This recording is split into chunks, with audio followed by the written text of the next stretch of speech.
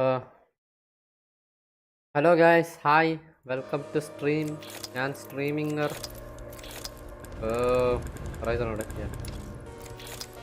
Hello hi sorry ഞാൻ completely distracted ആണ്. So അതുകൊണ്ടാണ് ഞാനിങ്ങനെ ഓക്കോടെ സംസാരിക്കുന്നത്. അല്ലെങ്കിൽ ഓക്കോഡ് ഇല്ലാത്ത പോലെ ബട്ട് സ്റ്റിൽ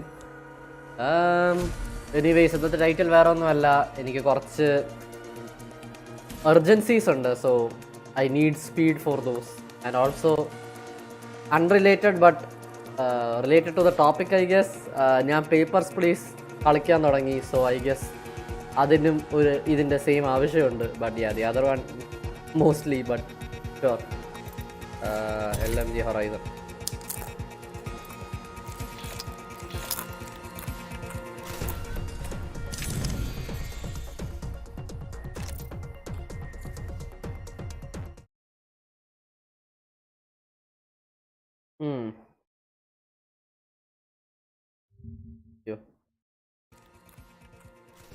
ഇതിന് വന്നു. ഐ സി ഇന്നലെ എന്താ ഇഷ്യൂ. ബട്ട് എനിവേസ് ചെയ്യാം. ഞാൻ വീഡിയോ എന്തെങ്കിലും ഉണ്ടെങ്കിൽ ഇട്ടേക്കാം. Sure.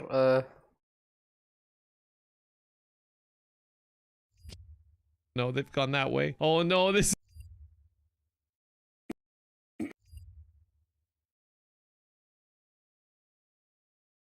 set contains a diverse range of missions. Okay, by the way ഇപ്പം ഞാൻ കാണുന്നത് വൈറ്റ് ലൈറ്റ് എന്ന് പറഞ്ഞൊരു യൂട്യൂബറിന് കുറച്ച് വീഡിയോസാണ് ബാക്ക്ഗ്രൗണ്ടിൽ. ഞാൻ ഇന്ന് കുറച്ച് ഒരു ഫാർക്രൈ 6ൻ്റെ ഒരു വീഡിയോ കണ്ടു. ആൻഡ് ഐ ഗെസ് ഇങ്ങനെ content is very interesting. So if you are interested check him out. ഞാൻ മറ്റേ വിഡ്ജറ്റ് ഉണ്ടാക്കിയിരുന്ന ബട്ട് ഞാൻ വീണ്ടും മറന്നുപോയി. They can make sure each set contains a diverse range of missions, and they can choose where on the map to place them. Traveling long distances is time consuming. Fast travel is unlocked. The closer the mission, the better the chance of you'll be enrich your life. So close to they get. ഓ, അത് grenade മാറ്റമല്ലേ? Which is closer after defending the house.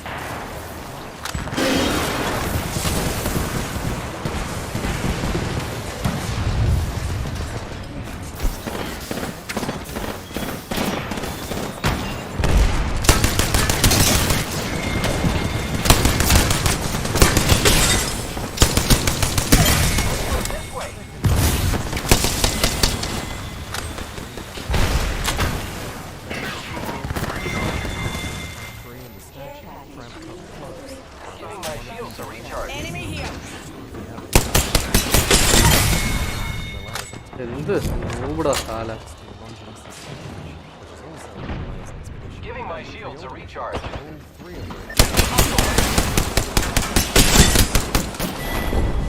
Okay, ഞാനും button. I would have kicked your ass even without metal legs. Yogi and Longinus have the same problem. Their first missions are mandatory. They are presented as any other main mission would be. So you won't know they've become a repetitive chain of optional side quests until you experience a repeat premise and realize this is not the only problem Far Cry 4 is going to have with finding where the stars for weapon.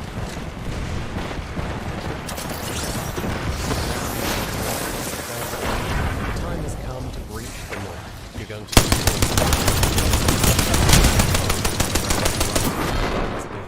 Act 3 is the war for Karat. When the dust settles and you set foot into the north, the temperature of the game immediately rises. Missions are straight to the point, explosive and conclusive. The north itself is the perfect stage amongst red trees and savage terrain. The north knows Karat into a near constant battle of armies, allies, animals. Grenade launches. Climax any Far Cry has ever known. The story's not all that wins here. It's also really fucking fun. Turning up the dials in Far Cry 4's dynamism doesn't wear it out, though it can be more of the same fun. It also means more new fun, as all of the separate pieces become that much more likely to meet at the same time. The wildest things that can happen begin to happen often. A hovercraft flies past wild sambar, and a rhino begins to chase me. Separate faction battles, and also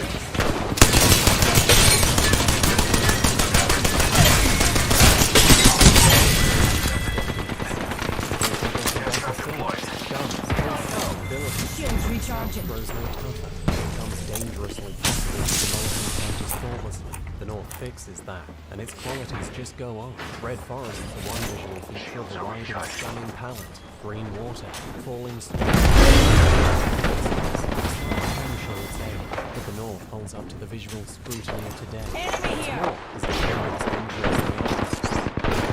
Sits atop a hill crest. The KEO mines are intertwined with and the characteristic is all vertical edges that bring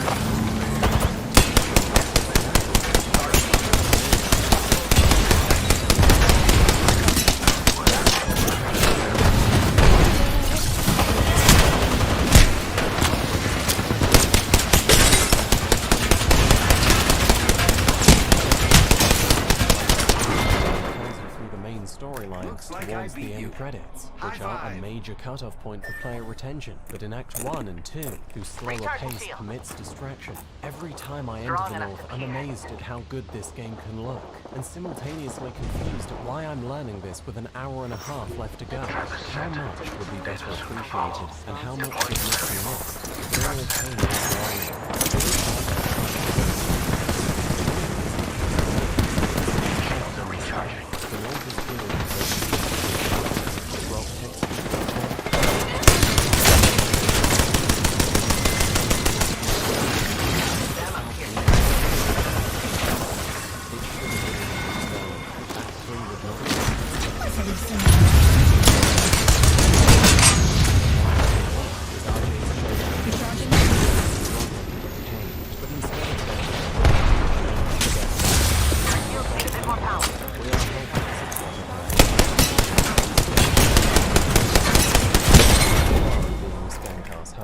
Disarms RJ with the power of having breasts and dupes him into getting ass blasted by a Rakshasa, then blasted by a gun, which then leads into a boss fight. With Yuma appearing as Kalinag, it's characteristically nuts for a Yuma level. The fight itself is reasonably strong, requiring you to stun Kalinag with an environmental explosion, then rush in for the takedown.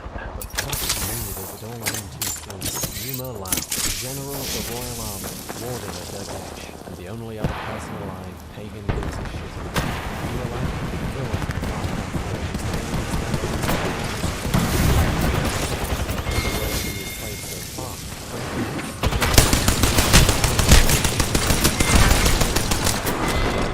Static as a character and going down easily, just like RJ's mum. But there's another gut punch too. Yuma lies at the center of it all, said Willis. You want answers? All roads lead to her. And even though he only ever meant to manipulate her, he wasn't wrong. Yuma is Triad royalty. He dealt with Willis to bring RJ to their death. Something had changed in Putin's regime to justify the CIA's exit. He was deeply involved beforehand. Only more distinctly valid questions. After Durgesh. Where did the road lead? To nothing, and Yuma's cold body, lying only in the center of a nondescript cave. It's here the disappointment truly hits you. It doesn't even make sense. As if the CIA would leave Corp without controlling Anita's property. Yuma's fortress in a poetic symmetry shares her premature death.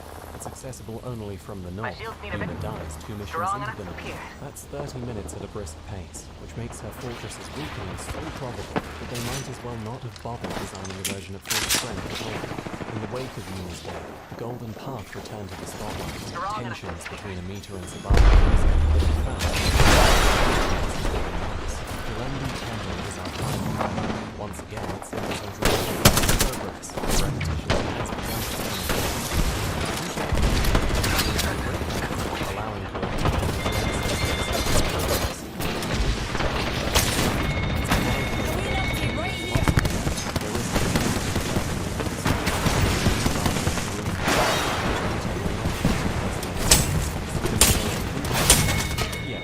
Bell, Sandra is a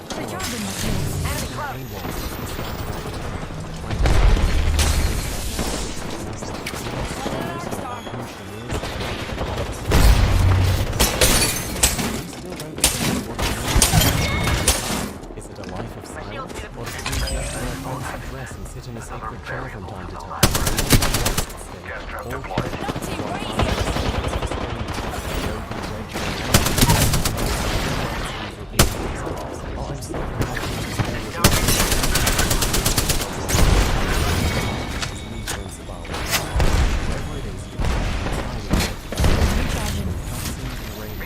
since the brick factory and almost which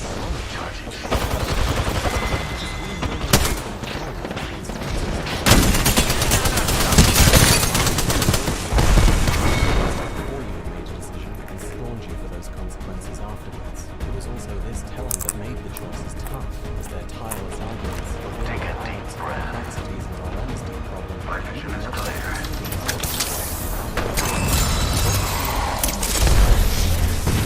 Are being made to ruin Matara. Why should we care? We can only guess, because Amita or Sabal were never there to bitch about it. Jalendu lacks impact. Our investment in the Golden Path weakens. It's a disappointment. Act 3 is driven by its high pace, strong setting, and excellent gameplay. These final hours are the high point of Far Cry 4. To that, the story's lacking is no threat. They are denied a greater potential. Now, before we take Karat, one more person needs to die. Amita or Sabal. The vanished one has become too much of a problem, apparently, so you're sent to solve it for good. It is another frustrating symptom of their absence that you feel so little as you drive to the murder of someone who was once your accomplice. But when it comes to feeling, it's better late than never. Did she send you, brother? Did you volunteer? What do you think you're doing? I knew it'd come to this, with you. Who else pulls the trigger around here? Good point. Far Cry 4 has always worked on the scene level, and this is no exception. It's one last reaction from a leader who knows they've lost everything, that all they feared will come to pass, and that you, RJ Gale, are the one who made it happen, and that you'll be their executioner. Their defeated rage is beautifully realized, and perhaps it's enough to make you unsure about what you're doing, perhaps for long enough to hesitate. The game quickly solidifies that hesitation into letting them walk away. Kill or don't. You're left standing with an effective sense of regret. Since the start of Act 3, there has been a tangible sense of uncertainty. With their growing power, whoever it is you've chosen has become cold and zealous. In Yuma's Crackden, there was a vision of the atrocities they may come to commit. I'm telling you to kill him. I'm being very particular with my words, Ajay. I'm very particular with my words. Particular words indeed. And in fact, Pagan Min is the second contributor of uncertainty to these final hours. I mean, it wouldn't be fucking Badra now, would it? No. Since you left him at the beginning, Pagan has waged a much simpler war than ours. He has fought only the notion that a villain is what he ought to be. It's never mattered to him who you kill or what you take. He will call RJ nevertheless. To catch up on twisted conversation or to offer twisted parental guidance.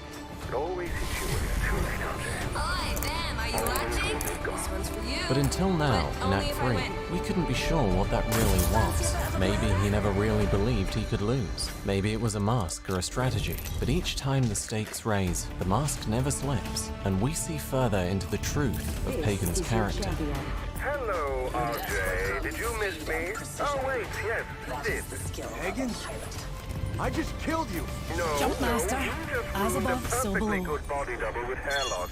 Do you know how expensive he was to make? He get too wasn't even close to Indian, it. for Christ's sake. He really doesn't care. Why? That palpable sense of doubt underlies the confident march you make with the Golden Path to assault Pagan's Gate. Wacky Indian pop backs one of the game's most boisterous fights. It's awesome, but there is an emptiness of truth to the conflict, of drama. The Royal Army fights harder than ever, but their king is more offended you blew up his sweet golden statue. At the foot of his palace, he jokingly asks if he should start taking all this personally. Really, RJ? What do you have against my likeness? You're fighting someone who isn't fighting back. You're fighting for someone who you doubt. And that uncertainty comes to a rising boil when you drive up to the palace. It is a moment no one who ever played this game could forget. The song is called The River by the Bombay Royale. It is incredible, a fusion of India and the cowboy west, so like Far Cry 4 in style that it sounds official. But like Far Cry 4 right now, it is a song where notes of triumph and pride drown in a damaged and regretful melody. It is the music of an empty victory. But the truth is, Far Cry 4 has been playing these notes in subtler ways and on the aesthetic level long before Act 3, ever since the game began. It has compared and juxtaposed the grand, meaningful thing that it once was, or that it should be, with the lesser, sadder, meaningless thing that exists in truth. Pagan Min, defined first and only as a shadow of the king he used to be. Now an unhinged, simpering shell, unworthy even of his general. To Pagan, life these days is like a video game. His power is a tool for fun, and Karat is his playground. Karat is the perfect contrast to make its infestation of base human sin clear. It wouldn't need towering statues and sacred shrines to feel like a divine place, because it is secluded at the peak of the world, surrounded by mountains that inspire the awe of gods. So it speaks when we see those statues torn asunder, draped in armament, and wet with blood. When we see men fight and kill for sport under the helpless gaze of their abandoned gods. Driven to the mountains by her king's weakness, Yuma and her army search the dead cities of Kalanag's mighty followers for the power of Shangri-La. She must be reborn, but only the ghost of the Rakshasa have come to haunt her terrible prison, because she, like them, seek paradise only to use it. Her men fruitlessly chip away at frozen tombs, and she lies broken in a nameless hole. You learn from Bardra, then Willis, that the legend of your father was a lie. He tried to have your mother killed. He was murdered in his own home. And then, what had only existed in the background becomes tangible, feelable in Act 3, as the Golden Path's heroism erodes in front of you, and Pagan continues to deny the story its villain, treating RJ as someone to be parented, viewing his victories as moments of pride, instead of loss. He always did want you to stay and enjoy the crab rangoon. It was you who left the table, and that's exactly the image Far Cry 4 presents you with when the river reaches its end. RJ came to shoot Pagan in the head, and you were allowed to do so, but it doesn't feel right. It just doesn't. The game knows it, and hopes you'll stay your hand to see its true ending. This time, you sit, enjoy some food. The natural end to a fight you unnaturally forced into being at a table just like this one is not a bullet, but a conversation, one you really ought to hear. I just want to hear you say it. Care package over there. New kill leader. They're getting cocky, they're getting sloppy. There's a new champion. Beats as the last one got uncrowned. You do realize that you're just giving away your country, right? Secured some materials. I pulled you off the bus in the first place to pass it on to you. At least now we know. You're doing what it takes.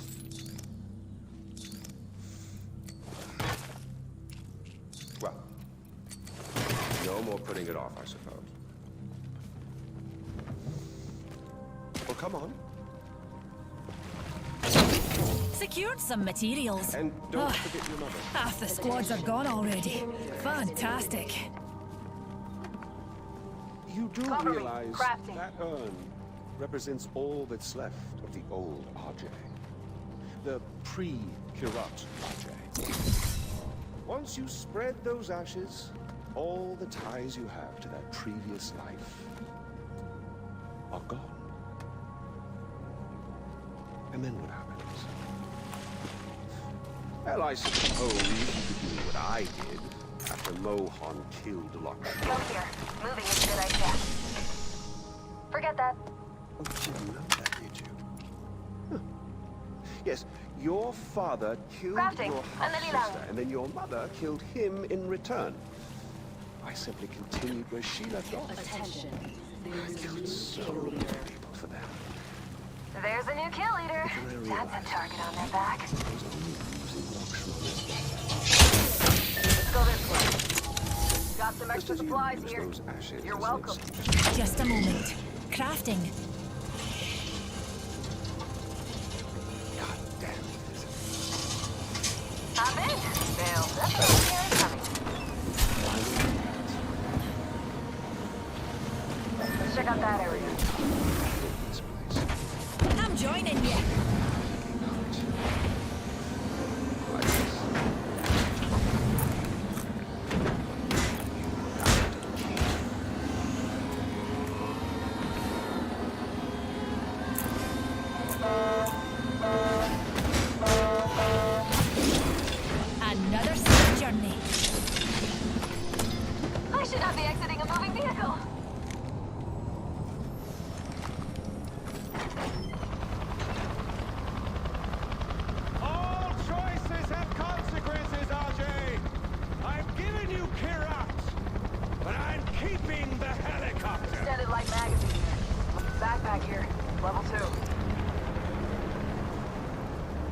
That is one of my favorite endings to anything. I would not change a single moment, and I could not imagine anything else working in its place. Its beauty, its fucking mesmerizing style, and the character in every line of dialogue and every word of it spoken is just annoying, really. I'm frustrated, like with the intro, by my inability to further explain it. The secrets of Pagan's charisma are between Troy Baker and God. But I can tell you what it all amounts to. Pagan has completed Far Cry 4's demythologization. Your father was a monster, he slaughtered your sister, your mother killed him in return, and Pagan picked up where they left off. Not noble or legendary, base and terrible. But then he turns his gaze to RJ and reveals the truth we always knew but could never admit. It wasn't really about Lakshmana or spreading Ishwari's ashes. It wasn't about Karat or her future. It was about doing whatever the hell we wanted to do. Gods are turned to ash, legends are proven hollow, lies are exposed. Pagan deals the killing blow to his one true enemy, meaning, and demythologizes the game itself. When you're set free at the homestead, another song from the Bombay Royale is played, Guyara 59. A twinkling anxiety of a half-accepted horror that the cowboy's victory was no victory at all. You wallow for a minute in this contemplative depression, and what happens next is your reward. Ring close in 1 minute. Just like the crack foretold, the Golden Path go bad. And they really fucking go bad, holy smokes. Sabal, a moralist who was once distraught at losing a handful of fighters, executes prisoners mercilessly. Not for the sin of supporting Pagan, but for the sin of supporting Amita. And Amita has completely fucking lost her mind. Rounding up children to recruit into her army, threatening their parents with execution, talking to RJ like he's dirt. What the fuck happened? Did Top Man run out of puffer jackets? Was it all the Amita jokes? Well, I promise to stop, because I'm gonna put you Amita in the ground. The theme demands a hollow victory, but it cannot justify such a change alone. Despite their rising cruelty throughout Act 3, there is a gaping chasm between who they were before the credits and who they are now. Don't forget, they can only be here to become evil if they were chosen to lead, if they got their way.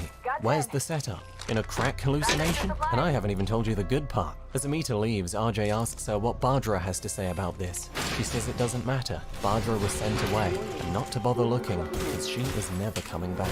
Dumb puffer jacket bitch. Bardra?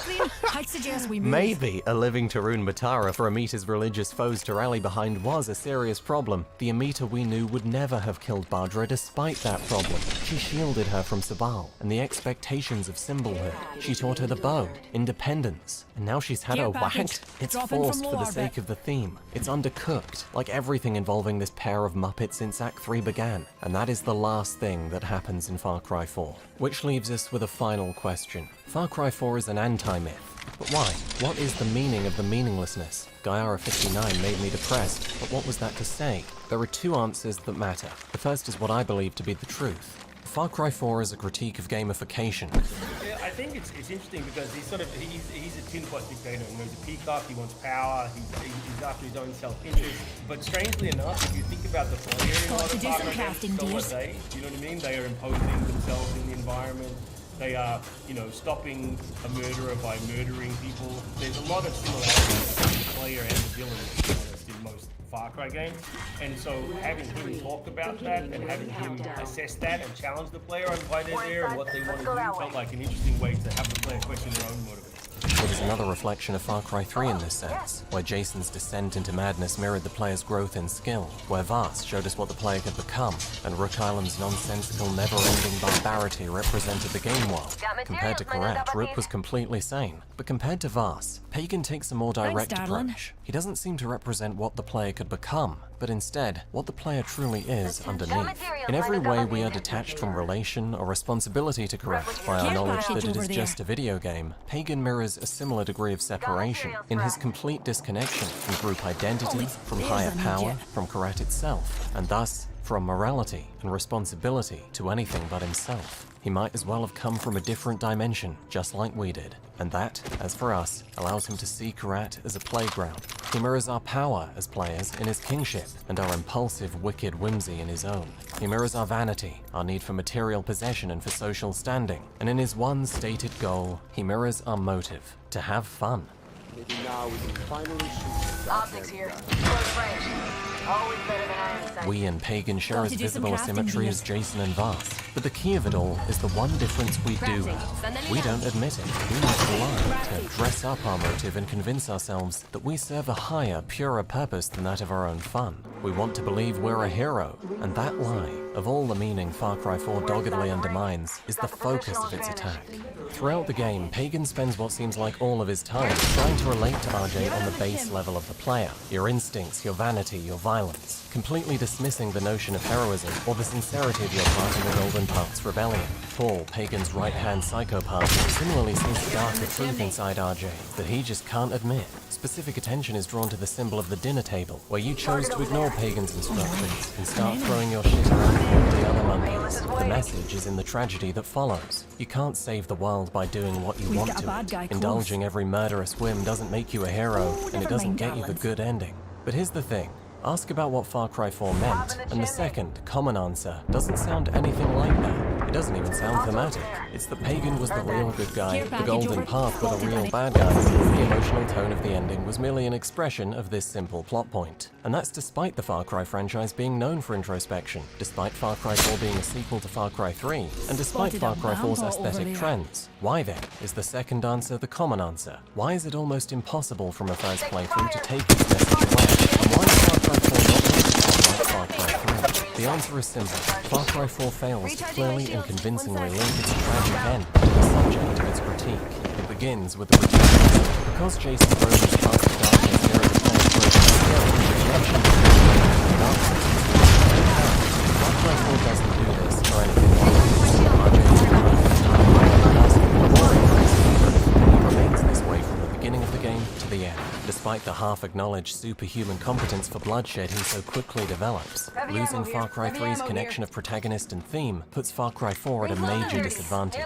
Now, 4's angle on gamification is slightly different than 3's, where that game said, look at what this world has done to you. Far Cry 4 is more, look at what your pursuit of self-satisfaction has perpetuated. It does this with the dinner table. It does this by relating you to Pagan.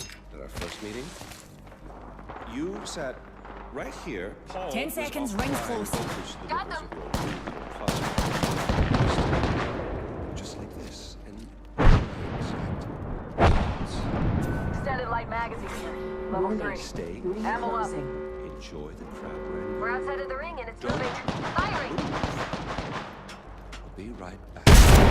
And so what it needs is to make us feel responsible. The emotion, in specific, is guilt. But we don't feel responsible. We feel no Spotted guilt. what we And the science reasons folk why call begin with a RJ. baddie. You see, RJ wants to kill Pagan really, really bad. Twice he throws himself at an opportunity, bursting out the door in pursuit of his body double Adutkash, and then leaving the Golden Path at the palace to fight the reinforcements alone. Because, and I Brilliant, quote, that is. I'm going after Pagan. perhaps you're Spotted wondering what what we could science will possibly call a explain such baddie. a hateful impulse from a character who is otherwise extremely calm and controlled towards a character who hasn't given RJ much reason to hate him. Yeah, I'm wondering that too. Is it meant to represent the player's bloodthirsty urges? A last-ditch attempt to connect to his purpose? It doesn't read that way if so, because it actively conflicts with how the player feels. While our uncertainty comes to the forefront as we drive up that hill, RJ's resolve is stronger than ever. His baffling lust for Pagan's blood reads as an independent characteristic, which severely damages the game's focus on the player, as the ending accuses of violent, selfish whims. It was RJ who just barreled up a hill and spoke only once to say this.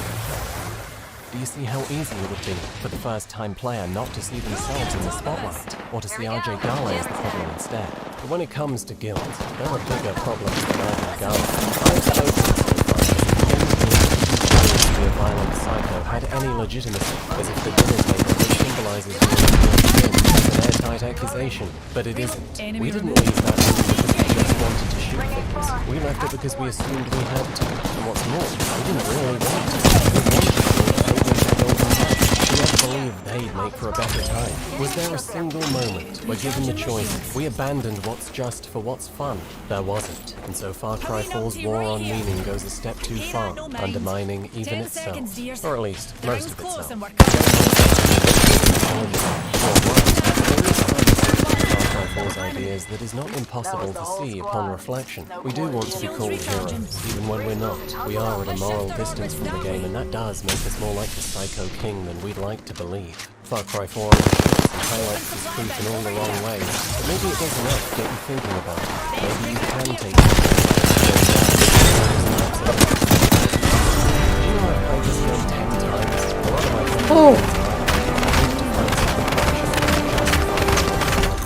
usually, I can't. They're flawed, and I still love them. There's something immaterial and unprovable. Far Cry 4's ending works for me because it's beautiful. Inside and out, in every way, it's just beautiful. And so when I think about these ideas, it's not to the better argument or to the smarter game. I remember the man in the pink suit, hollowed out by grief, and the glistening mountains he took for himself, and the finger he pointed at me. I remember the river and Gaiara 59, and the clash, and that's what gets me thinking about what I know the ending tried to say. The game has such a fashion sense, such a style. The setting, the contrasts, the colors, the songs, even those Quentin Tarantino stylizations that seem to work so well. Where else can you get a soul like this one? So here I am, back on the bus for the 11th time, to prove Pagan half right again.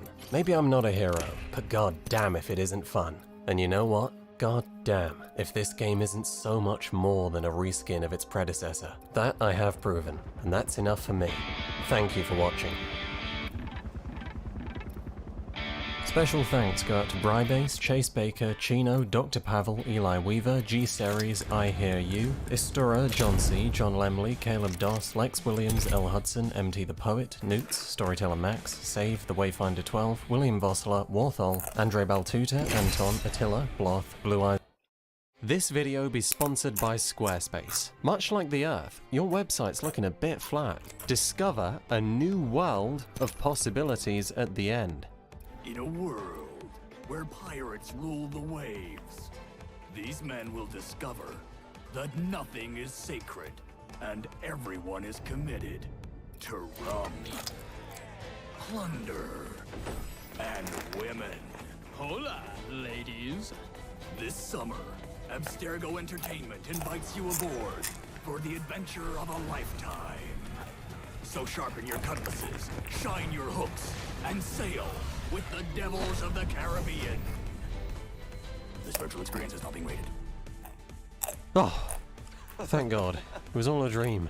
Perhaps you're wondering, why on earth I've elected to talk about the 6th installment of a franchise out of the blue? There's a simple answer to that. I rewatched Pirates of the Caribbean, but it's not such a random occurrence. Black Flag sticks out even among those who aren't fans of Assassin's Creed. It's the good one, the one that really is worth playing.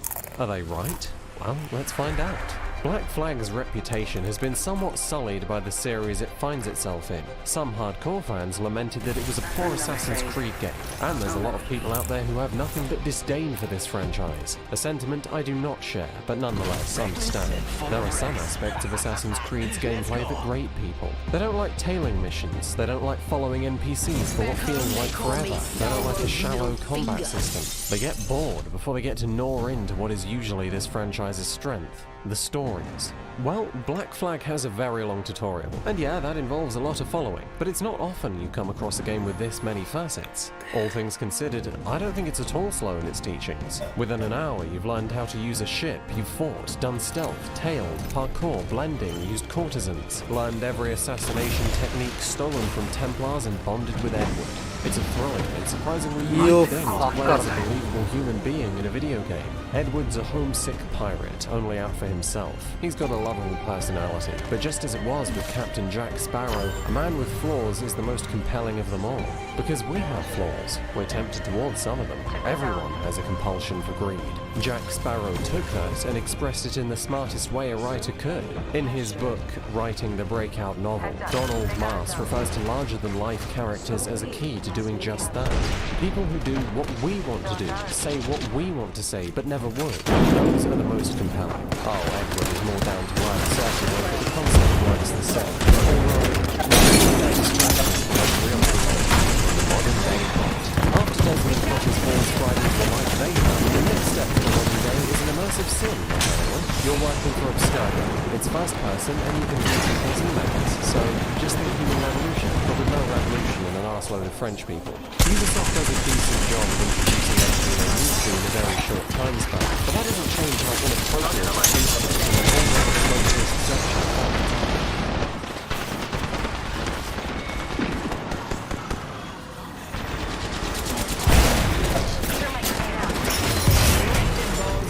Is it?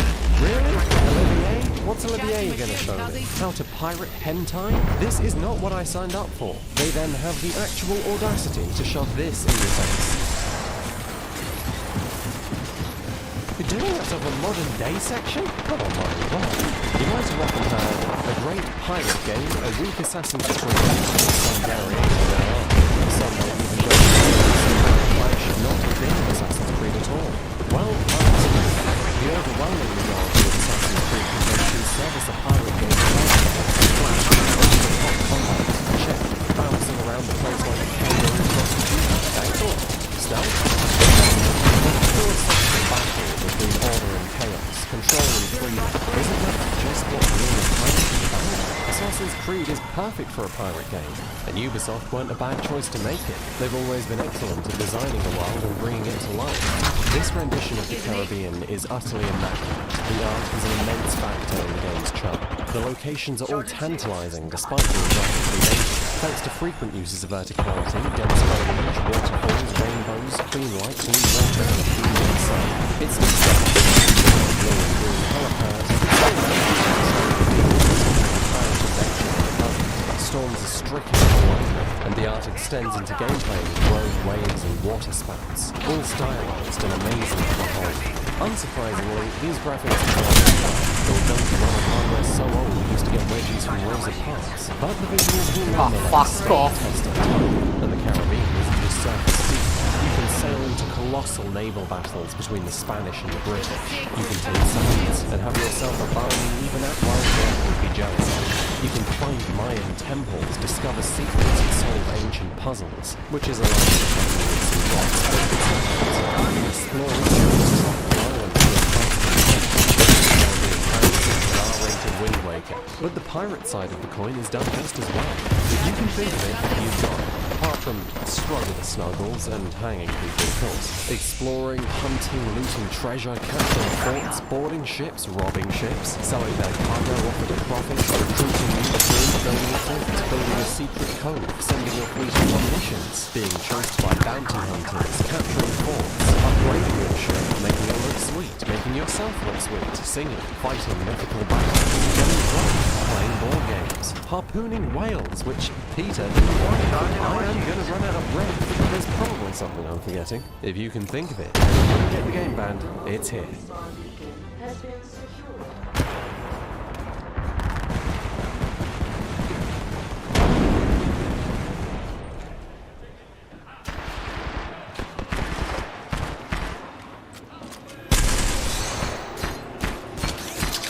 Open wide. Here comes the drill.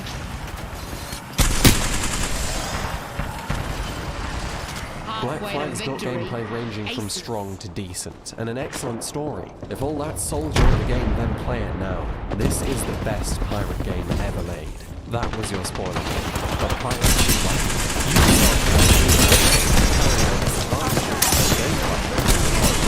See, I know where the run's going.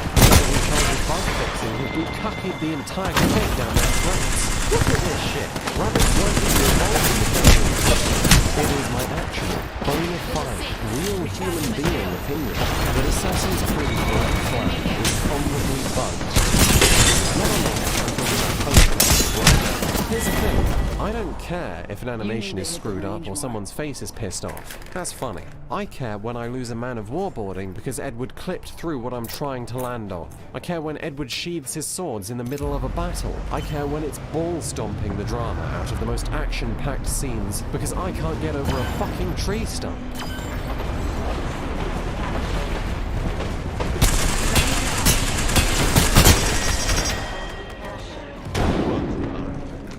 Black Flag is amazing, but it is not finished. I understand that the delay was next to impossible because 2014 already had Unity and Roguelike. But I'm sure it should have multiplayer and the foundation for a 47 trial session. plagued with similar issues. On PC, the DLC edition still has broken sound effects. It's worth addressing now that many people won't even remember any technical issues. And you know what?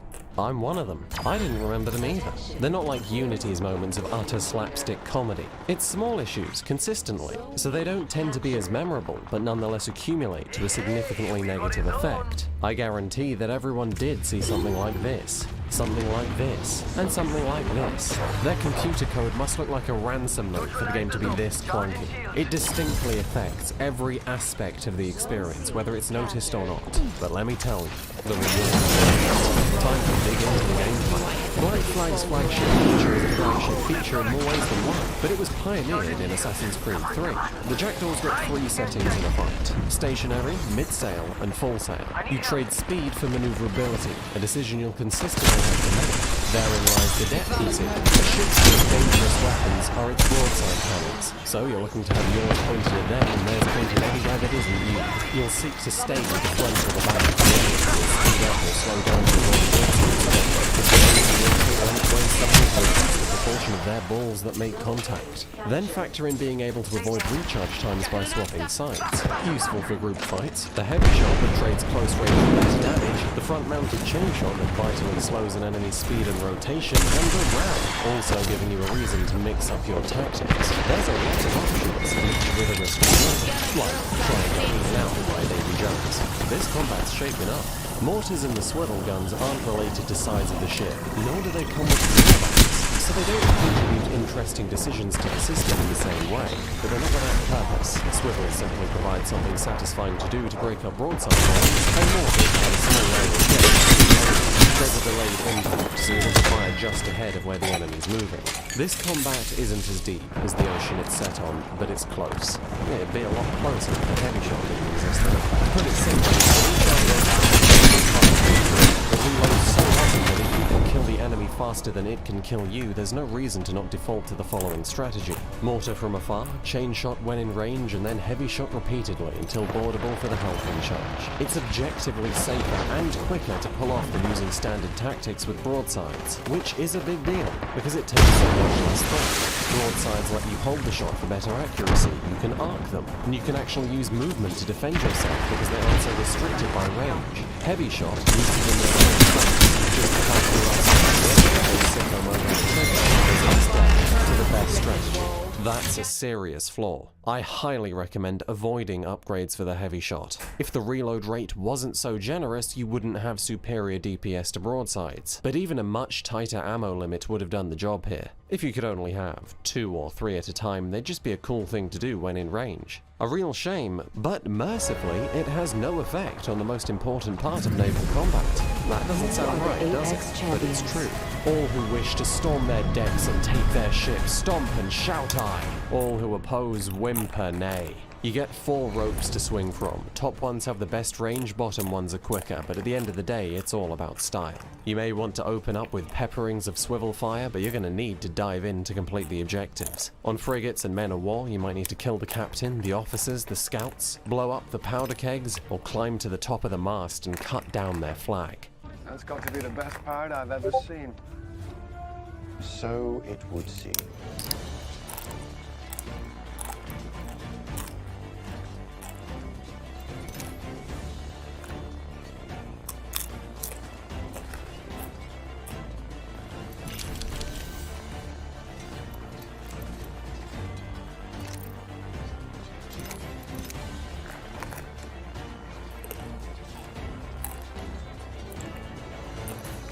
Varied boarding objectives stick a roadblock in front of stagnation, and Brian Tyler's incredible music makes this a supremely exhilarating experience every time. It is unmissable, and believe it or not, it's not the only way you can take a ship. I discovered this on my latest run. If you find a ship with its sails down, one that's part of a blockade for example, you can park up nearby and swim right over. If you take out the crew personally, a single hit from the jackdaw is checkmate, and you'll win the boarding as soon as you begin it. Unless it's a man of war, of course, in which case you'll have to do something stupid like shoot 3 barrels, but you still avoid all conflict. The option alone to take a ship personally, or if you're a masochist, stealthily, is fantastic. Though I certainly wish there was a way to summon the jackdaw so you didn't have to spend so long swimming. A deployable rowboat on every ship would have been perfect. My only other gripe with the naval combat is something similar. There's an issue with how you choose what to do with a ship once you've got it. Picking between health, notoriety, or the fleet is a great idea, but that's not what I'm talking about. You make this choice in a completely separate set of cutscenes, and these cutscenes do not adapt to your situation. If, for instance, I'm in the naval equivalent of World War III, what I want to do is get back to the jackdaw as soon as possible. What neither I or Edward would want to do is sit everyone down and smugly organize transfers as someone in the background's getting their insides mangled up like Shrek sat on a lasagna. It's a real immersion breaker, and a demonstrably unnecessary one because you can avoid it if you stealth board. Small issues though, in the wake of what this system provides.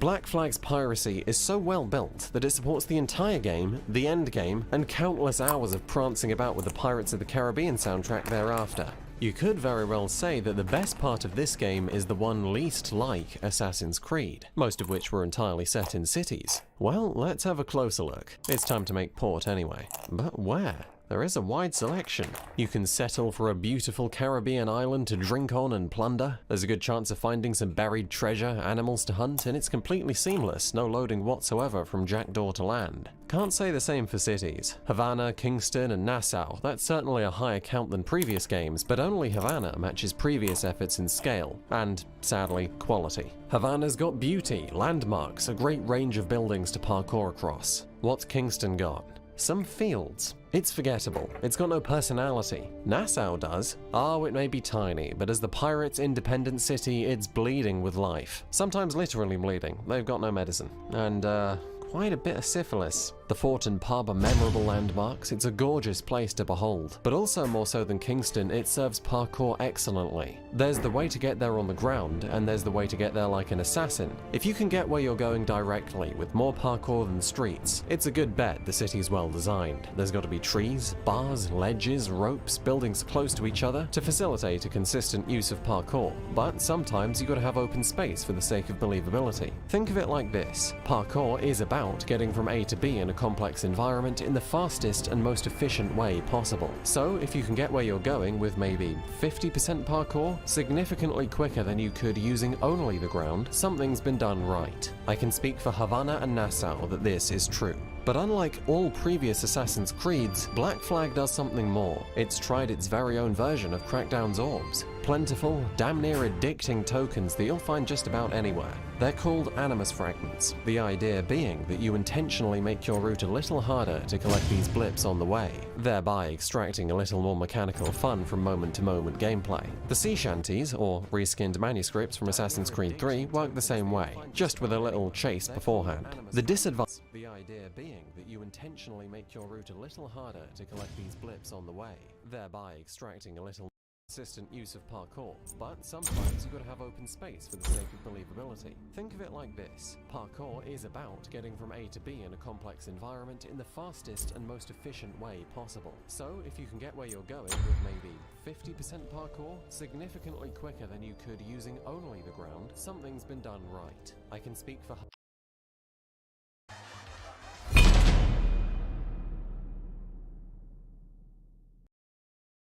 അയ്യോ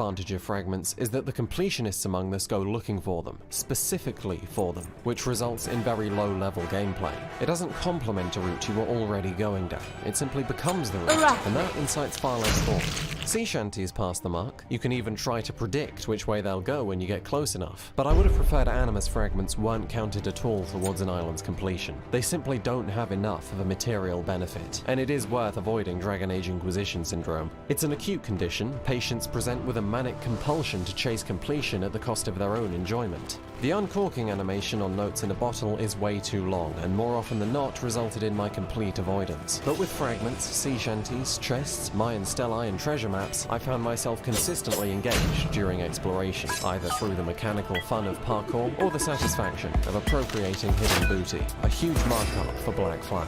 Scrambling about the place like a rocket-propelled hamster is good fun, but let me tell you something, mastering it isn't. It's next to impossible.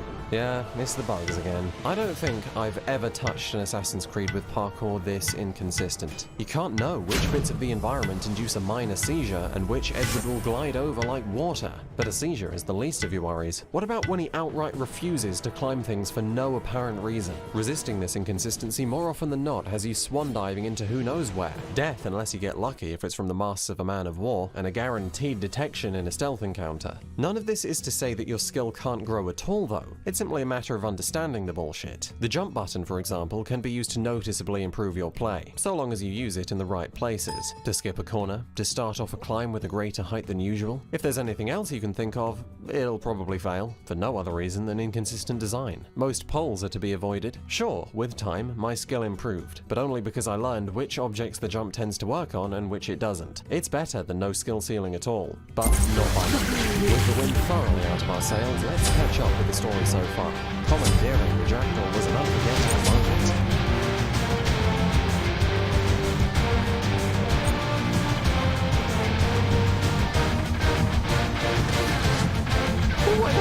The intro there then.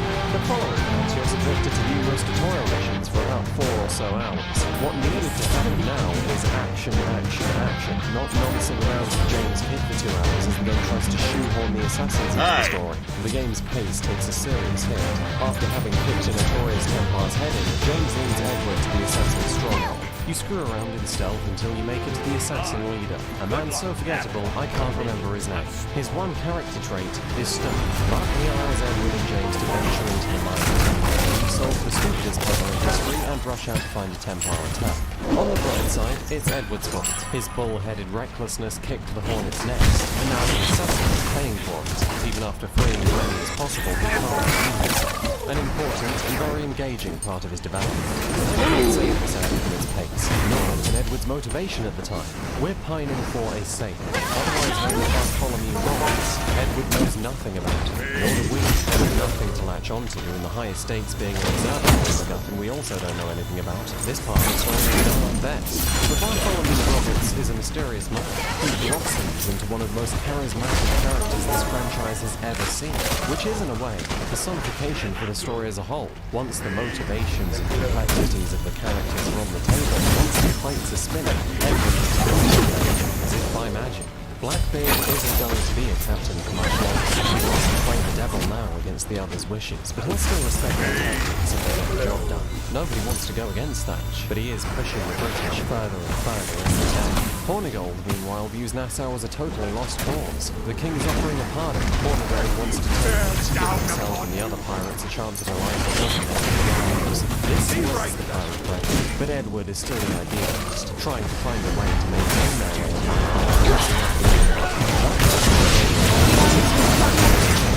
There are so many conflicts all happening at once. So many things. A lot of writers would have taken the easy way out. They'd have all these issues resolve themselves through the heroics of the main character. Not here. Consistent characters are common to all the best stories ever told. These pirates are not so fault, but they're like the in-betweeners of the Caribbean. Some of them are senseless, violent thugs, and most of them are your friends. Charles Vane doesn't have a sensible thought in his head. It's the pair of you on a desert island. Karen Knightley doesn't have a save. You don't make up, because he loses his mind, leading to an impressive fight to the death. Assassin's Creed has always portrayed its characters brilliantly.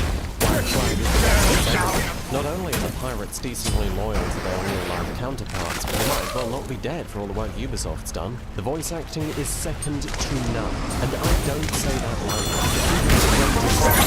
An ally has been slain. Huge names like Ralph as Charles Vane, Matt Ryan as Edward, and Mark Hamill as Blackbeard. I bet good money for their lines were recorded at the same time as well. One sentence bounces off another like they were a real conversation, and the voice is just a single part of it. The facial models are incredibly expressive despite running an ancient tech, and the motion capture is just as good. These characters when they're angry, drunk, or whatever the time is called.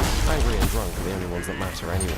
From a presentation standpoint, they're unquestionably perfect. It brings the story to life so well that every word written lands with 10 times the impact. And with a higher attachment to the characters, the plot strengthens like red-hot steel. Stakes fly through the roof.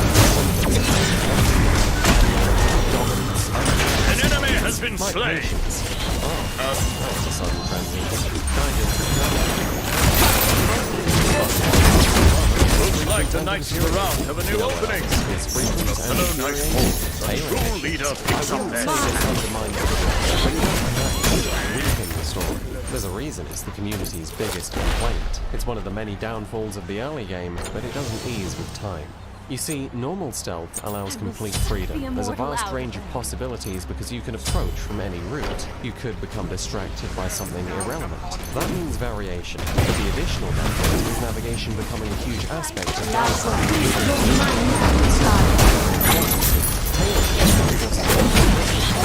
frequent preordained obstacles. Blend or use the roofs or hide in a fucking cardboard box, any way you have it. Navigation has made like the rum and gone. You also completely lose the option to enter open combat. Killing anyone at all can be too great a risk. Is this worth the advantage? You get a greater degree of challenge overall, and I do enjoy the tension of needling my way through sightlines on the clock, but that's not enough to make up for this mission times 4s over the course of an entire game. And certainly not when you account for the fact that tailing in a ship is even more restricted. It's certainly a problem, but not this game's biggest one. Not in my opinion. It's a problem I've got a bone to pick with. Well, actually, I don't, because there's only 3 weapon types. Combat is without question the weakest part of Black Flag. I even felt that way back in 2014.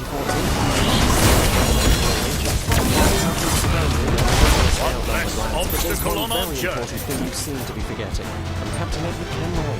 Savvy. So, I'm just going to exploit my extremely generous counter window to kill train. Everything that gave Assassin's Creed They have been overcome. population is way down. It's like the birds of prey showing us out here. But that's just a start. They have been overcome. These troopers must form firing lines dynamically in combat. We've also lost horses that could kick your ass if you didn't pay attention, and you can now fit the entire Assassin's Creed movie in the counter window, with easily enough time left over to watch a movie that doesn't suck. All we're left with now is the parts of 3 that were easy. Enemies who are immune to a kill chain sure as hell aren't immune to break defense, which results in an instant kill window if you're using the swords. You should be. They're objectively the best option. Because accountant was responsible for this balancing. You're allowed to instantly kill them. What in the name of peg-like hornswaggle is the point of doing anything but that? Certainly nothing exquisite. Defense out of the counter, you only do that before they've attacked. No point in counter throwing, because even if you do hit someone, it would have taken less time and less inputs to just kill everyone normally. There's obviously no point in using an item, it's a complete waste of resources, which leaves us with disarm. Useful when you've got no weapons. So that's about twice. Even if it worked, and it doesn't, it still wouldn't be good. Let's have a look at the aforementioned not working. This game's unreliability puts a hinge up any dream of high-level play. Have fun teleporting. Enjoy counter inputs being ignored and your crew hitting you in group fights. Edward frequently shoots his swords in spitty distance of enemies for no reason at all, and he doesn't immediately attack when you run into someone, which has you doing circles around them like Barry Allen trying to solve this week's predicament. Good luck maintaining stealth when Edward randomly does an open combat takedown on an unaware enemy, resulting in instant detection.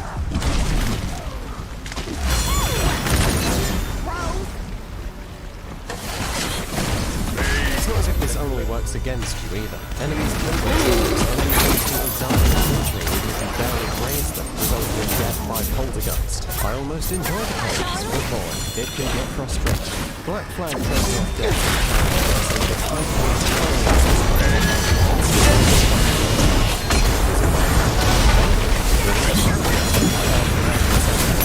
and An enemy has been slain. war is too slow, too small scale. But the risk. Feeling like a badass and being challenged are not mutually exclusive. Look at Shadow of War. You're the Lord of the Rings, cutting through armies like butter. But to compensate, the game busts out these insane enemies. Captains, war chiefs, Nazgul, fucking dragons. Things balance out. You're an all-powerful badass, so are your enemies. No sacrifices. So where's the tough enemies in Black Flag? Why can't additional ships show up during a boarding to help out your enemies? Assassin's Creed 3 was no less flashy, but I remember frequently running late to the guns. I remember viewing them as a threat. It's not just depth we've lost, it's a core element of the franchise too. Running away. You don't play defense in this game. You aren't scared of being overwhelmed. A notoriety system similar to that of Assassin's Creed 3 could have done most of the legwork here, but even that is gone. A consistent element of the franchise that delivered at the very least variation. then goodness, you don't pirates ran away. They weren't equipped to muster fire, neither in real life nor in the fantasies. Wasn't Jack at his best when he was making his escape?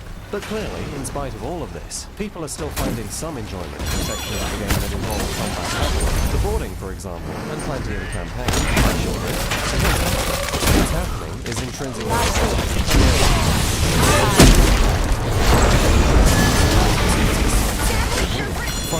Looks like the Knights of the Round have a new opening.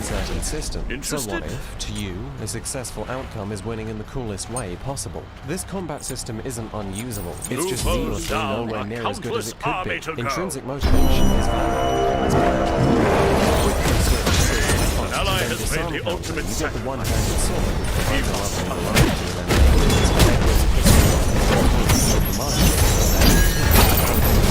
Cleaved in twain. at the same time. The special attack is a ridiculously brutal way of opening a fight, and I only found this recently, but there's also a hidden mechanic that nets you these badass double kills. I assume they were in 3 too, but I only noticed the standard doubles. If you're in a kill chain, you can pull this off by using either the pistol or the rope dart while passing the team.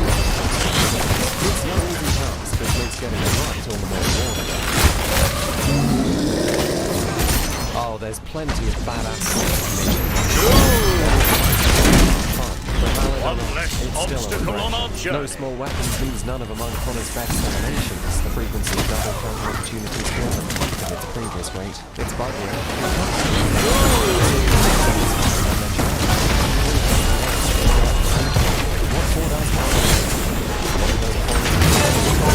An enemy has been slain.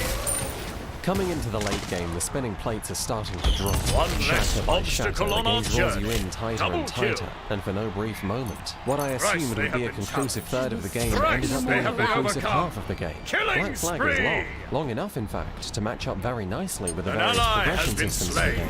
So, time Triple to ask kill. the real question. Why is the run? It turns even less respectable of because this side is the highest.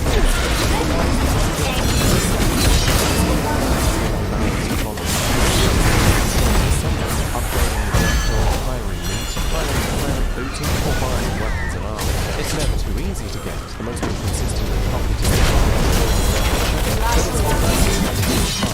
A legend is born. Ambush convoys, An enemy has been slain. rob people, accept contracts.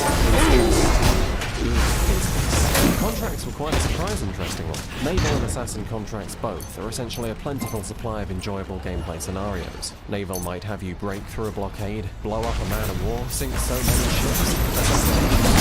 Hello, Nightfall. It's Cleaved in basic, twain. but it gets the job done. This doesn't quite seem to Move pay attention down, to the a locations countless of the army. world. This is Cut where down. Assassin's Creed gets to make use of its newfound size. They'll take you to places you didn't even know existed, and that is why I love them. I remember diving into a ship after swimming past jellyfish and One less obstacle on our journey. before finding myself overloaded in Jackdaw for an easy escape. Sure as shit wouldn't have seen all that if the contract had taken through it. Naval's naturally not as creative with the locations, but you can nonetheless expect entertainment from high-end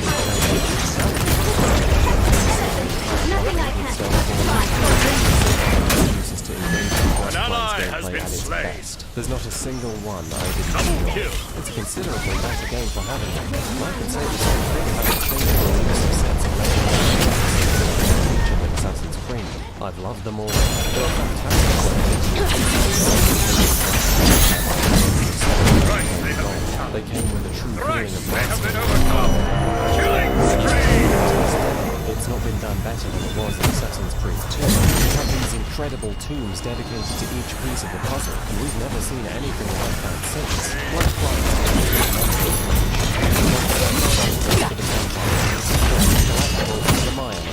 Functional, hopefully most of these sets live up to their rarity. Templar offers significantly increased defense, and Mayan allows you to deflect all things. Gunners are the most dangerous enemies in the game by a long shot, and because of their long range, but I approve completely. The journey matches the destination. Killing Templar hey, I wanted to cosplay Shane. To stay alive. Practice up. A defining feature of the Kenway era is moral ambiguity. It was strong in 3, the defining feature of Rogue, and it's certainly present here too. The pirate and assassin philosophy align quite well, freedom at all costs, but so often has their brutish lifestyle hurt everyone around them. The Templars, on the other hand, want to build a better world Looks from like the behind Knights of the scenes, Round have a new control opening. everyone, and direct them onto the right path. But to do this requires the sacrifice of freedom, though interestingly that doesn't intersect with slavery. Grandmaster Torres despises the practice and demands all Templars to step away from it. It certainly makes them look a lot better, huh? Smart. No one's going to consider what slavers have to say. Take that away, you might not be so reluctant to bend the road. I questioned myself. Greater. Flash courtesy pissed away. Drinking, whoring, killing. The Templars offer something real. A chance at genuine peace, not a cesspit whose lack of civility led only to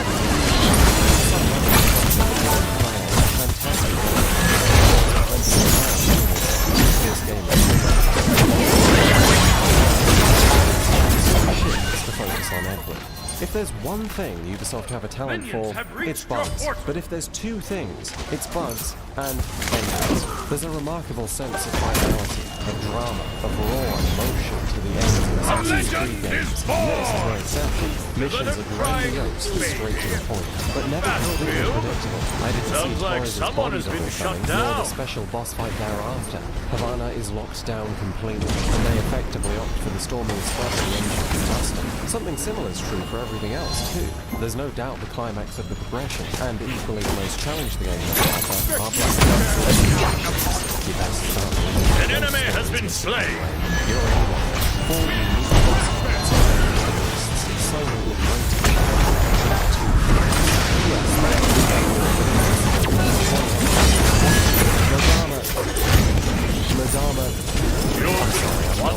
Obstacle on our journey. Black in Spanish has a special mortar for fire without warning. HMS 27 comes out in a single devastating blow. These flags contribute to an intense challenge, and a genuine sense of legend.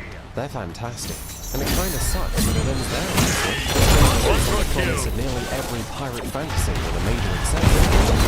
There's no Kraken, no Leviathan. You don't have you're so Big God about those ships.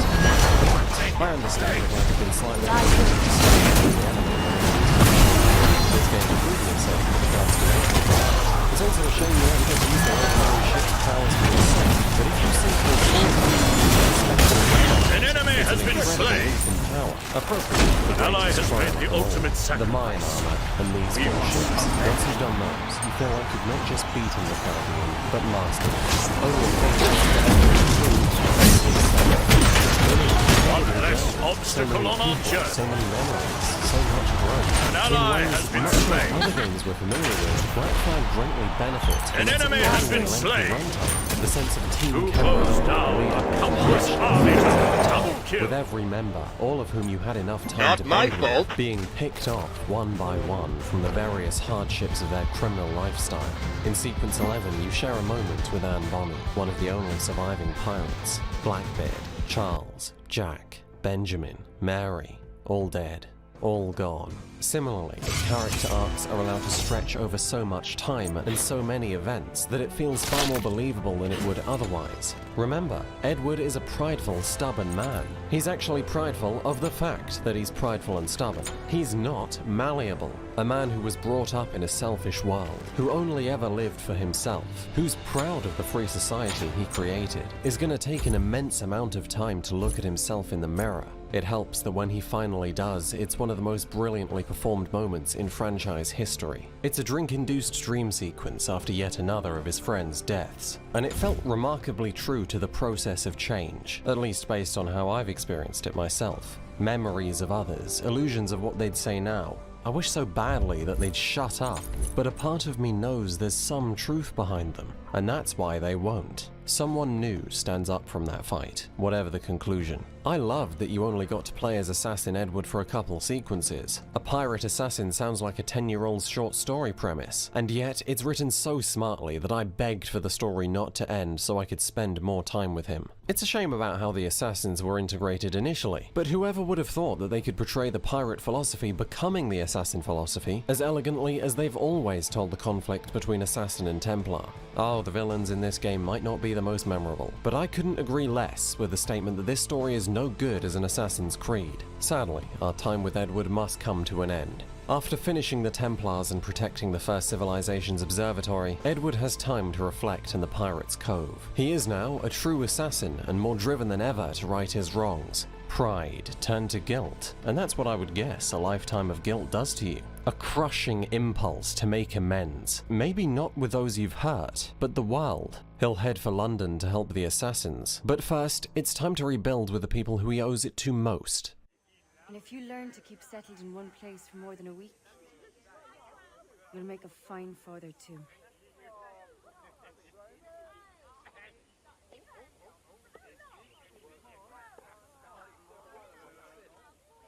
Of all the money that e'er I had, I spent it in good company, and all the harm that e'er I've done, alas, it was to none but me. And all I've done for want of wit, to memory now I can't. So felt a parting glass. Good night and joy be with you all.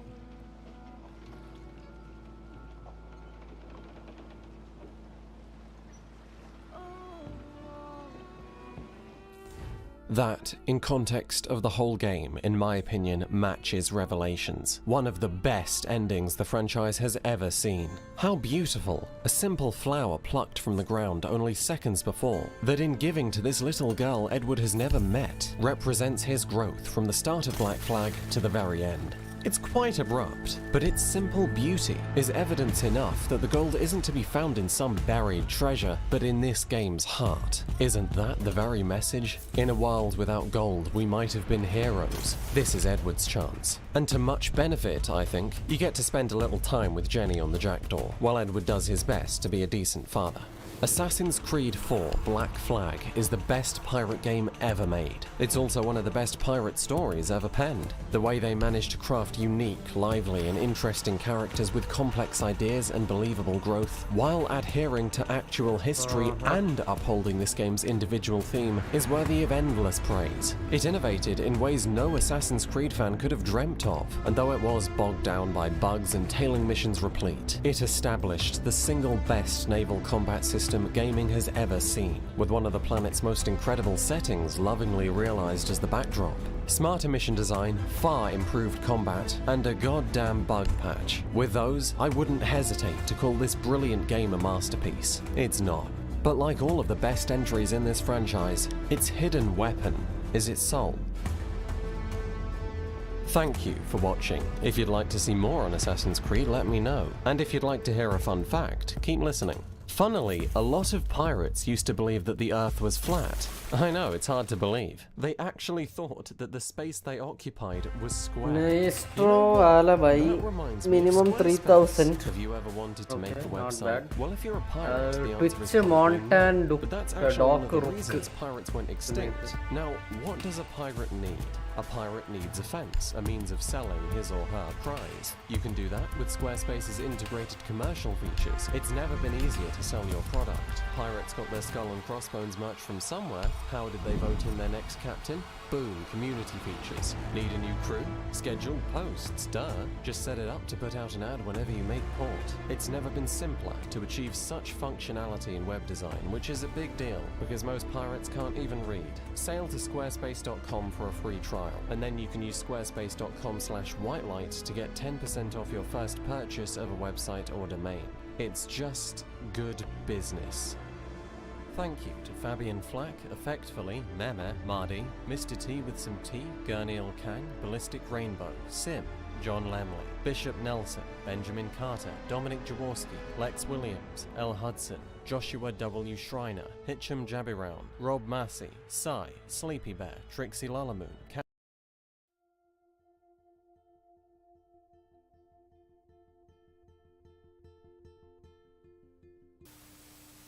I need a serious timeout in the bathroom. Splash water on my face and make sure I don't look like a total loser.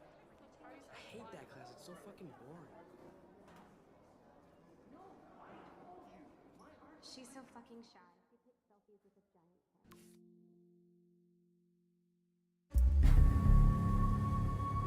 It's not you, it's me, it's she. It's not love or passion.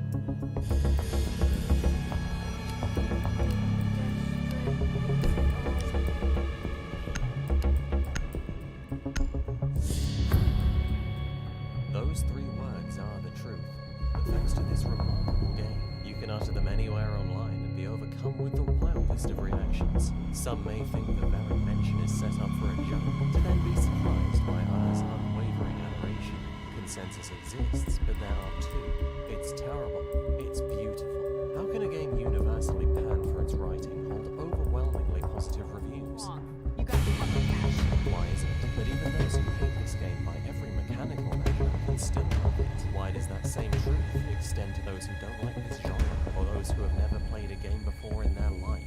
Why could I go on for hours about how much this Be ready to eliminate hostiles. This is the history of welcome to class. That's Mark Jefferson, famous photographer, now teaching in a high school at playing MLR. Well, Pest in position. it's a private establishment. Pest deployed. Over there. 10 seconds to insertion. As rich as can be, as Pest is ready. she's made a hobby of bullying 5 seconds left. who had an explicit video leaked online. Fake. Max's pastime, meanwhile, is a bit more personal. She likes taking selfies. I believe Max has taken what you kids call a selfie. A dumb word for a wonderful photographic tradition. Are you starting to see why opinions split? Max's interests include being nosy, acoustic guitar, which is convenient because there's a dead girl in the bathroom.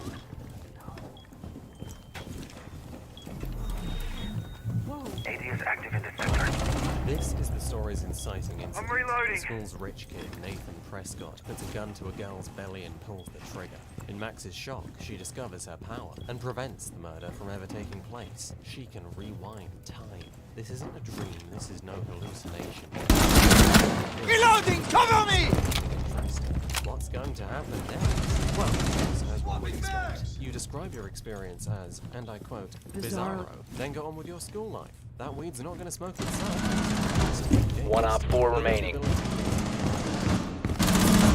Watching this video are in fact human beings. We can come to a reasonable, average judgment that upon learning they have Op 4 eliminated. Mission successful. Returning some Muppet's USB stick.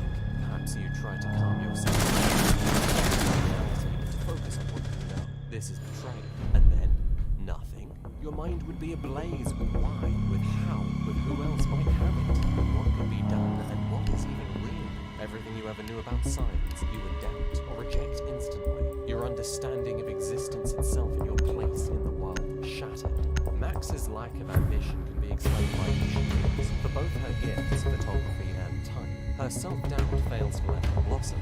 The photo that would have won her awards is torn up in the bathroom, but her total lack of cognition, that's It's inexplicable. Life is Strange continues under the expectation that you will just accept this, and eventually you will.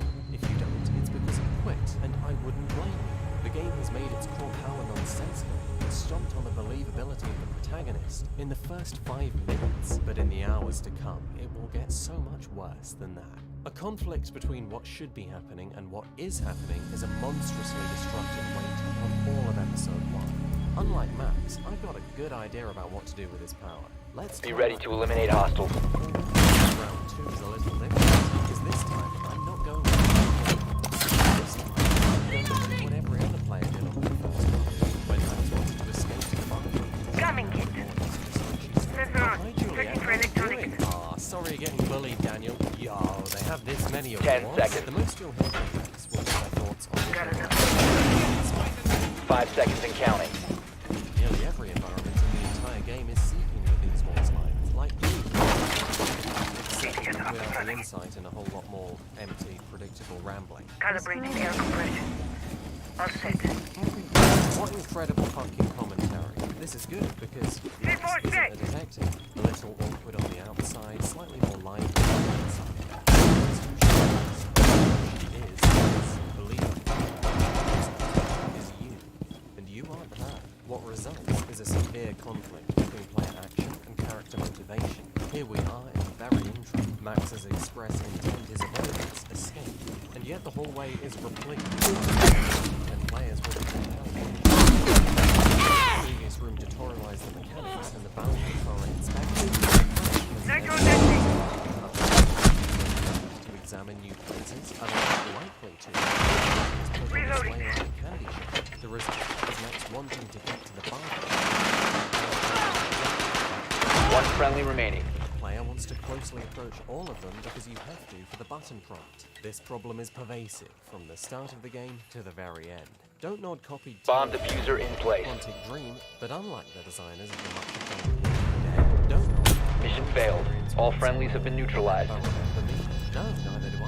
But what you should know is about kicking it's Don't Nod's express manifesto to reinvent themselves with every game they make. And aside from Life is Strange 2, they've done that. But the problem should be clear. Am I to expect, with no prior experience, that they'd improve upon the Telltale format? Clearly, it isn't as easy as it looks. Victoria is a weapons-grade bitch, and to that end, she and her simps have decided to block your pathway into the doors. Then, respectfully, ask that you go fuck yourself. Mad respect for people who one might at first glance think this is a puzzle, so take it away. How do you think we might be able to remove the cast of Mean Girls without harming the plot? Technically, all we have to do is get past their once, then once to essentially teleport back. We've got 2 jocks playing football. Could say she tweeted that they had a WhatsApp for Venus or something. Friendly drone deployed. Op 4 is reinforcing its location. Yeah, nice ideas. But like the game said, go back yourself. We will make sure that this is one of the only 2 objects that you want to make this up, because it only always strong and well with a can of paint and framing innocent sand in the process is the smartest option. 10 seconds to go. No interesting decisions to be made. You simply experiment until it collects into 5 seconds. slow events of life, which is doubly painful because the mechanic that can play for hundreds of interesting puzzles instead sees fewer than 5 mildly engaging uses over the 15-hour runtime. One of those is a memory test. I can praise Don't Nod for the multiple occasions remembering that of offhand information can save you a great deal of time. On the regular, you'll be tasked with finding something in an area which in real Setting a sequential breach. It's time for me, brother. Involves pressing buttons. Only obvious solution reveals itself. Any other failing Deploying shock drone. way performing a specific action. How many times breaks her. Stop being such a dumbass, but apparently not. Friendly, last operator standing. We have been eliminated. Always make them fall. Probably not a great idea to vote for. Breaks the immersion. To what benefit are any of these items included? The snow globe contributes nothing but a break in believability. In a similarly unimmersive fashion, there's an inherent unbelievability to Max's action in the presence of nearly any other NPC. Well, Chloe's high as K2, so she may be the exception, but Max is strange, far more so than Locke. Someone everyone should have laid eyes on should be swiftly convinced of, as she rummages around their personal belongings like a drugs bust right in front of them. Or it makes noise, it counts. What's important is that the environments aren't bad because of these issues, but the gameplay within them is needlessly worse than it should. Friendly drone deployed. Op 4 is reinforcing its location. Simulating an environment with lifetime capacity is a task I would never expect to be the albeit requires a presentation. Don't show me prompts and puzzles. Design areas require observation in mind. Then allow interaction. 10 seconds to go. You'd be attracted to what's stored. Introduce solutions thereon. Alternatively, 5 seconds before insertion. Then locate the unprompted solution based on market information. Games, even in this genre, have been doing that for decades. Now you can have decision-making in a decision-making game, and at least for the first method, Max doesn't look so invasive despite being an introvert. Life is Strange's debut effectively introduced every character in the game and kicked things off without a hitch. But the game makes such a clown of itself. I couldn't believe what I was seeing. I couldn't believe that I wanted to see more.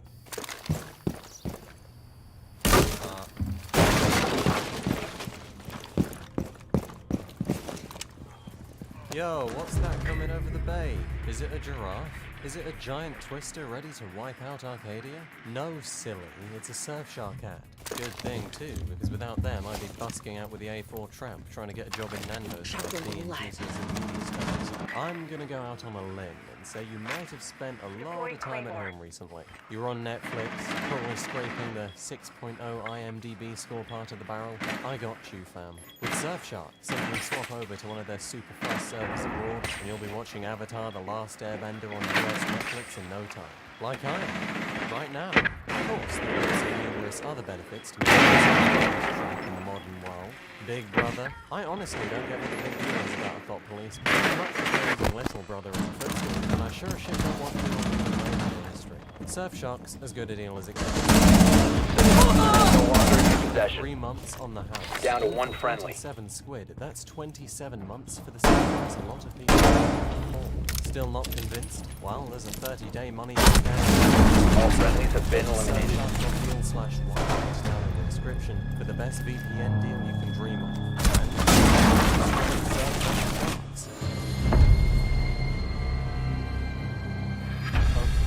The writing is bad, and the gameplay is worse. This equation isn't adding up. The player what do you get?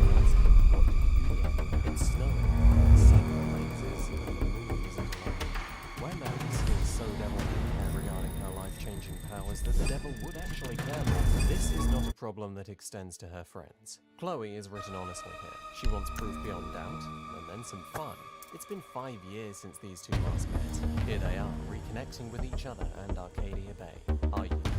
This place is described as nostalgic by its designers. There's something familiar about it, imparted by the media, no doubt, and also something inherently new. Breathe it in. Life is Strange's visuals are a very interesting case. Every single texture is hand-painted in an impressionist style. Sometimes that impression is one of frankly shit graphics, and other times it's a dazzling artistic beauty. Out of Arcadia, you could mistake Max's face for a piece of crap PS2 character, but in it, blocky hair and entirely smooth skin come alive. Can the same be said of you outside Mr. Jackson's class window? You can paint every texture, but sometimes brush strokes simply look like compressed pixels. Thank God attention is never drawn to the times this game could be mistaken for Transformers DS. Not sure that goes for the way Don't Nod handled images though. Anytime Max observes a photograph, she sees the real thing, but you see a contracted version so as to bring artistic consistency. It works. Most of the time. I know the game's about hipsters, but whatever brand of weed gets you inadvertently concepting a horror movie must be some primo shit. Friendly drone deployed. Op 4 is reinforcing its location. Make a joke of itself. Daniel DeCosta gets bullied a lot. Forgive me, I'm going to bully him. He's supposedly an incredible talent for him to sketch into the pencil as a true issue. But then you take a look, and it's a Microsoft clear piece of crap. What do you mean best Insertion in 10 seconds. That's hella good. Small but hilarious caveats in an otherwise 5 seconds before insertion. Cinematography has a great role to play in that. You've seen the examples, but even as you peruse the environment, you may suddenly break into the different shot. When I The diffuser is no longer in your possession. Because what I The diffuser is now secured. after them on the bus about 90. I think the game's ticked enough boxes, but we've yet to see the big one. Drop the diffuser.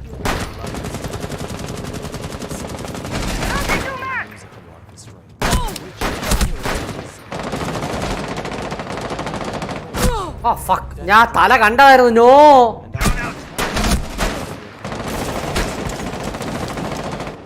Life is Strange, though, is so my arthritic grandma jealous. So naturally, montage every corner you turn. Unfortunately, Don't Nod did not have access to Kojima's Spotify. They had to make do with Max's, and it turns out all you have to do the musical talent to pluck a 3 notes on an acoustic guitar, and the creativity to sing about a random girl you saw at the Burger King drive-thru. Give me 5 minutes, a can of helium, and a ukulele. I'll have the next Life is Strange soundtrack whipped up before you can say what do you want from me? If Life is Strange Devil's Lettuce, you can also find what I call hipster moments. Swapping! They're optional musical montages that back incredible scenes such as sitting on a bed and sitting on a tree stand. It can come across as a little too much at times. To be about vibing while acoustic guitar fucks at the same 3 notes. But can you have too much of a good day? If it's cheesecake, just ask Melissa. But if it's this game's infectious atmosphere, maybe not. Life is Strange. Friendly, last operator standing. Cliches. It bleeds it when it goes. Spirit animals only you can see. Paranormal forces of nature. And endless mysterious forms with an orange sun sitting in the sky. It's Twin Peaks for teenagers. Watch videos, so it might actually be. Or Dark Souls for hippies. With a world so stylistically rich, a connection is inevitable. Perhaps one you can relate to. I've long wondered if this country fits so well with stories about the young. Perhaps it's the one 15 seconds left. Protect their children from, not the darkness. 10 seconds left. Life is Strange. Perhaps it's because 5 seconds.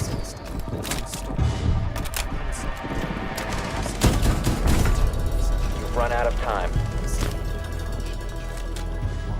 Something you don't know.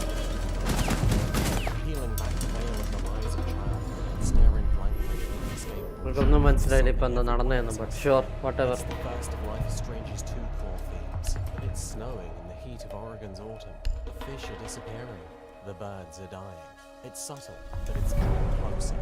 This horror affected me earlier than any word on Don't Nod's script. Any word until Kate.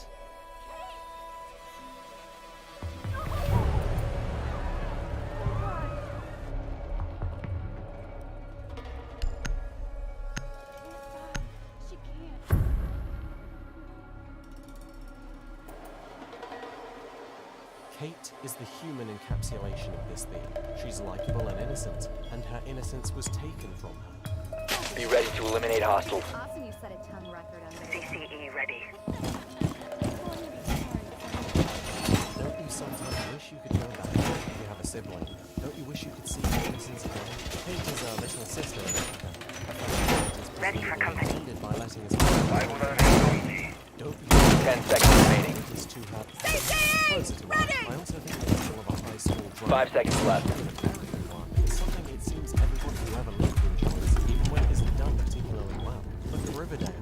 Surprisingly, I didn't go to American history. I grew up in London, where the kids say, "You don't know, suck your nine in black, batty boy ting, brap, brap."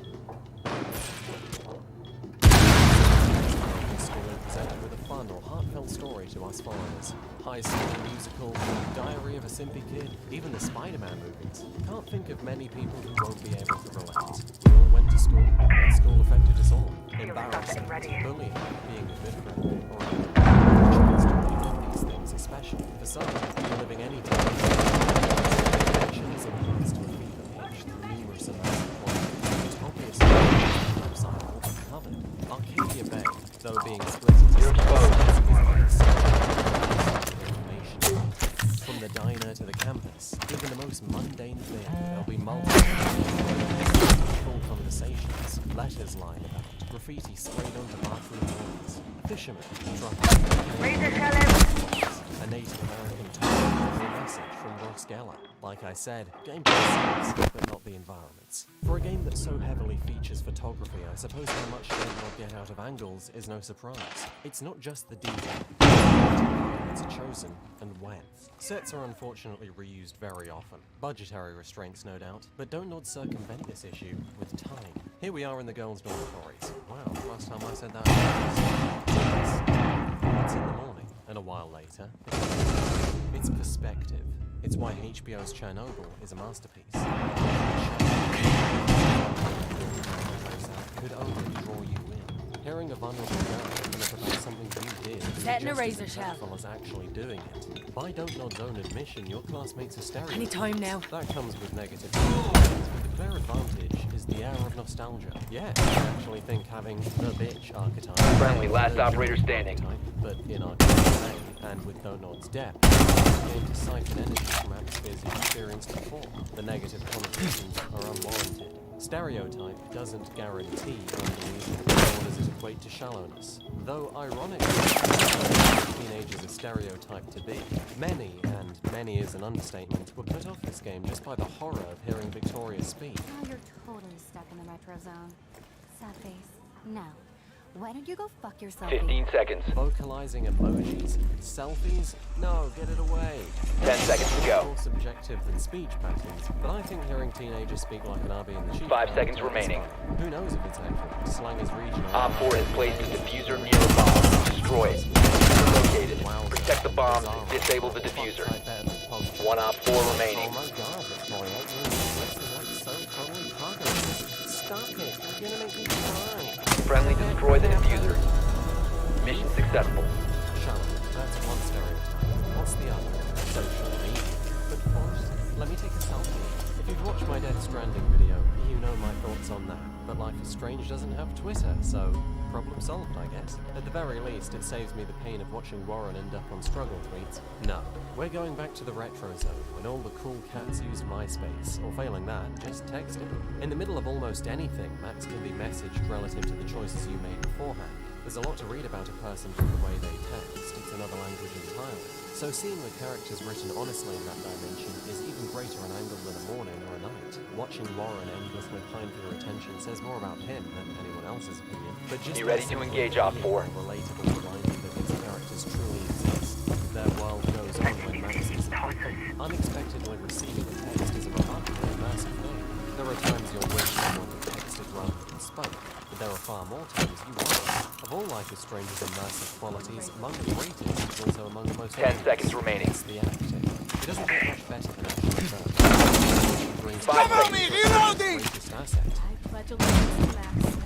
Reloaded! Cover me! Her mother, Joyce, is brought to life by the award-winning Sissy Jones. Very good. And Step Douche David is done by Don McManus. So you better figure out what side you're on. Famous for his role in the 2015 video game Life is Strange, where he voiced Hayden. That's quite a range. What troubles me is the direction. It's hard to ignore the frequency of unnatural inflections and stresses that crop up throughout the game. Listen, this is when you ask Brooke about the snow and they both express the same words in the same way. You see the place? I was riveted by that weird snow flurry yesterday. Nobody in actual conversation does this that separated actors would, if there was a problem. Some of the lines translated to the game. When you speak to Justin in the diner, he says, "Of course I'm baked, so I'll laugh at anything." The way he actually says, "Of course I'm baked," implies Max had asked him if he was baked. But the context and the meaning of the sentence should have resulted in, "Of course I'm baked." Again, during one. You'll be a scientist yet. Here, obviously, you and the sentence is actually on. This is a very easy mistake. The script. You can start speaking before you've actually processed. Believe me, I'd know. By far the biggest surprise the acting had to offer was the IMDb page. I'll do that screen, but it is unbelievable the amount of content by the same actor in this game. A list. Speaking of those, projected. After having nearly been turned into Dolmio by a freight train, she drives Max back to Blackwell for class. However, Tom gets the ass in class. Op 4, last operator standing. She's gonna do it. She's gonna leave the faith with no hay bale. Aliens in the fucking Andromeda galaxy can see this coming. With a naked eye. What with her absence and without end. I am surprised no one thought this was a likely outcome. But regardless, Friendly operator remaining. The entire game's most memorable moment. It's also the game's most contrived. Somehow, Max gains the and then loses all of her powers the instant she makes it onto the roof. That's real slick, don't nod. Yeah, I don't think anyone noticed. From rubbing mean messages off mirrors to accepting her phone call, the ways you can make Kate's life better do end up mattering to the tens of possible conversations you can have here. That's ironic, goes without saying. But easily its most impressive element is how your memory of Kate's beliefs and family impact your ability to 10 seconds left. It's only in a single postcard that you it's only on a 5 seconds to go. Between pages of a disused Bible. Time limit expired. മോനെ easy ഞാൻ കുറച്ച് greedy ആയ ഐസിന് വേണ്ടിയിട്ട് but almost nice try from me ഞാനൊരു doctor victory Every time you say something correct, Kate overtly replies something like, "That makes me feel better," as if she were an algorithm instead of a person. We also run into a couple of conflicting processes. When you affirm your determination to find proof of Nathan's crimes, she promises to help.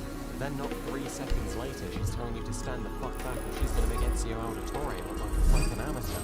It's flawed, deeply, but it's also among the most rewarding moments I've ever had in a story-driven game.